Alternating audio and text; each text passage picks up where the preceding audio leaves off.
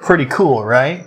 I'm like the only political YouTuber doing this. Not anymore, fat boy! Take a look around. You can see me or the screen, or just look around the place and see what's there. Anyway, let's get to the video. Eternal Cringe Lord says, we don't even have capitalism, we have crony capitalism. That's the only kind there is. And this is one of those times where I wonder if Nick Fuentes was born stupid or if he went to school for it. Privatized profits and socialized losses. Shut the fuck up. What are you just reading from a meme page or something? No, that's how economists actually refer to it. Maybe if you'd actually read any economics, you'd avoid looking like such a complete cabbage brain.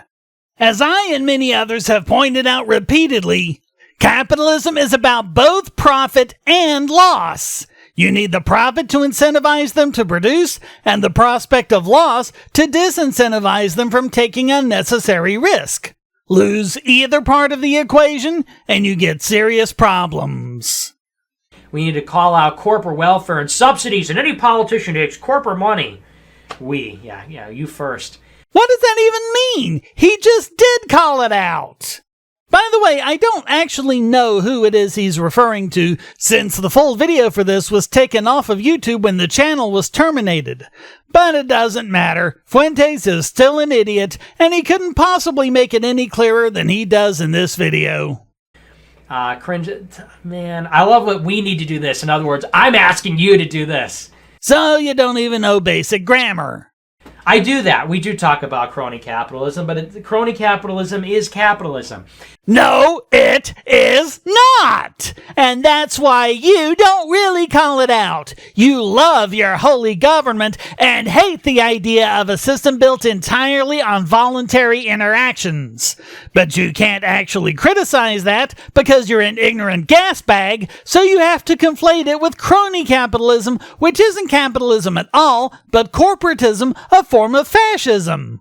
It's exactly what he's in favor of, but he can't admit it, so he has to lie and say that's what capitalism is.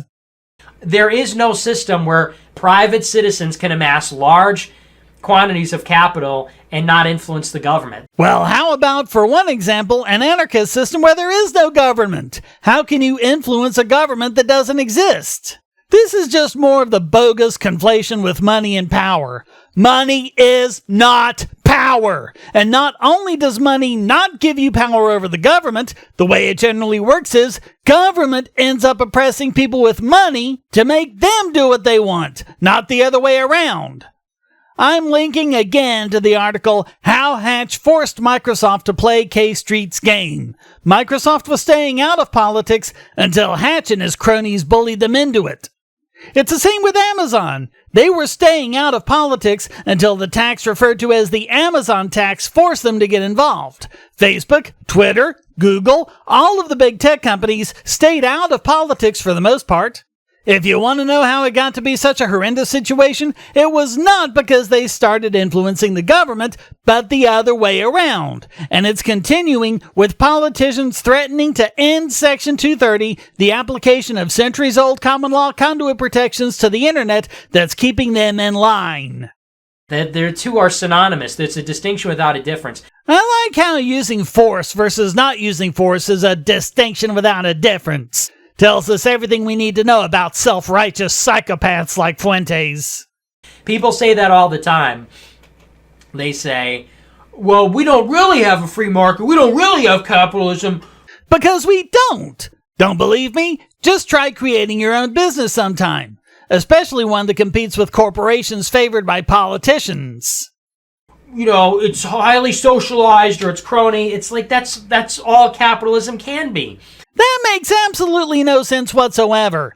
Capitalism is about the power of the individual. Socialism is about the collective. They're mutually exclusive.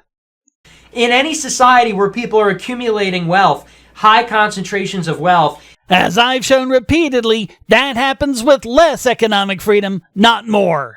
Show me the society. What is the mechanism that those people will not be able to influence their government? It doesn't make any sense. Again, how about when there isn't a government to influence? That is necessarily the consequence of capitalism. Bold assertion with nothing to back it up.